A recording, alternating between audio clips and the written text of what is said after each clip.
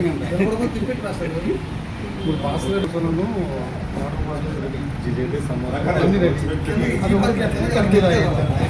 అన్నీ ఉన్నాయి.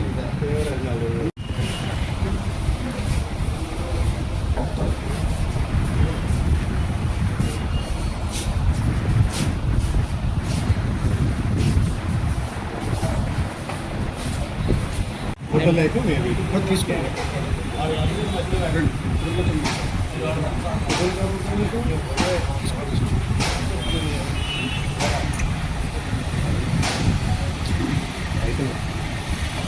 నమస్కారం.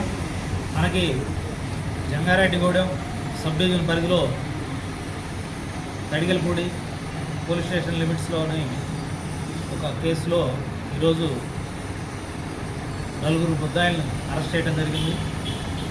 ఈ కేసు ఏంటంటే రైతు వారీగా వాళ్ళ పొలాల్లో అత్తర పంటగా వేసుకున్నటువంటి శ్రీగంధం చెట్లను మన మధ్యప్రదేశ్ నుంచి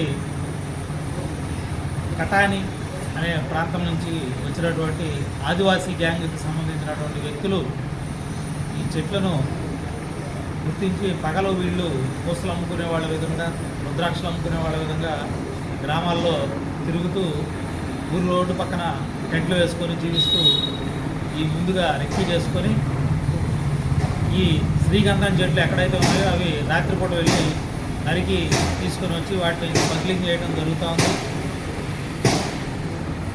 ఈ శ్రీగంధం చెట్లు నరకాలంటే మనకి ప్రత్యేకంగా ఫారెస్ట్ డిపార్ట్మెంట్ వారి పర్మిషన్ అవసరం అవుతుంది. అలాంటి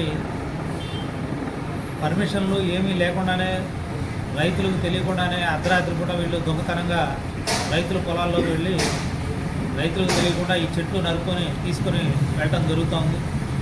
ఇట్లా తీసుకొని వెళ్ళే క్రమంలో ఈరోజు తడికలపూడి ఎస్ఐ గారు వారిని చెక్ చేసి అందులో 4 ముద్దాయిల్ని ఈరోజు అరెస్ట్ చేయడం జరిగింది. వీరు గతంలో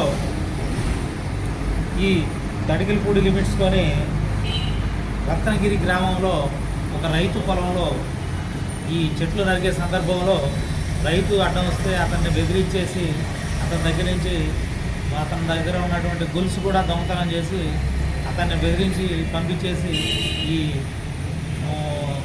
శ్రీగంధం మొక్కలు సంబంధించిన ముద్దులు తీసుకొని పారిపోవడం జరిగింది. ఈరోజు ఆ ముద్దులతో పాటుగా రైతు దగ్గర నుంచి కొట్టేసినటువంటి గొలుసు కూడా రికవర్ చేయడం జరిగింది. అలాగే వీరు నరకటానికి ఉపయోగించే పనిముట్లు ఈ గొడ్డలి అలాగే రంపాలు ఇవన్నీ కూడా రికవరీ చేయడం జరిగింది.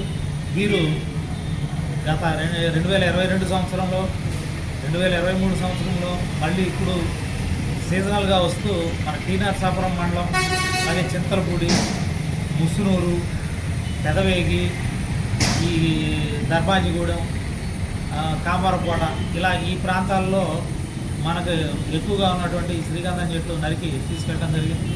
వీళ్ళందరినీ కూడా ఎస్పీ గారు ఈ శ్రీగంధం చెట్ల గురించి ఒక ప్రత్యేక టాస్క్ ఫోర్స్గా వేసి ఏర్పాటు చేసిన సందర్భంలో జంగారెడ్డిగూడెం సిఐ గారు, చింతలపూడి తడికలపూడి ఎస్ఐ గారు వీళ్ళందరూ కలిసి ఒక ప్రత్యేక టీంగా ఏర్పడి ప్రత్యేక నిఘా వచ్చి ఈరోజు ఈ ముద్దాయిలను అరెస్ట్ చేయడం జరిగింది.